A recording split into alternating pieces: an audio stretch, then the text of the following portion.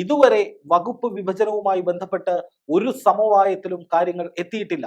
അതോടുകൂടി TDP ആയാലും NCP ആയാലും ചില നിർണായകമായ മുന്നറിയിപ്പുകൾ BJPക്ക് നൽകിയിട്ടുണ്ട്. അതിങ്ങനെയാണ്: ഞങ്ങൾ ആവശ്യപ്പെട്ട വകുപ്പുകൾ തന്നില്ലെങ്കിൽ, അല്ലെങ്കിൽ ഞങ്ങളുടെ ആവശ്യങ്ങൾ അംഗീകരിച്ചില്ലെങ്കിൽ ഞങ്ങൾ ഘടകകക്ഷിക്കൊപ്പം നിൽക്കില്ല, മറിച്ച് പുറത്തുനിന്ന് പിന്തുണ നൽകും. അതായത് ഒരു കാറ്റടിച്ചാൽ ദാ വീണു സർക്കാർ എന്ന അവസ്ഥ വരുമെന്നാണ് ഇപ്പോൾ പുറത്തു വരുന്ന വിവരം. ഇതിൽ ഏറ്റവും പ്രധാനപ്പെട്ട കാര്യം ആഭ്യന്തരം, പ്രതിരോധം, റെയിൽവേ, കൃഷി, ജലശക്തി, ഗതാഗത വകുപ്പുകൾ ഒന്നിലേറെ കക്ഷികൾ ചോദിച്ചു എന്നുള്ളതാണ്.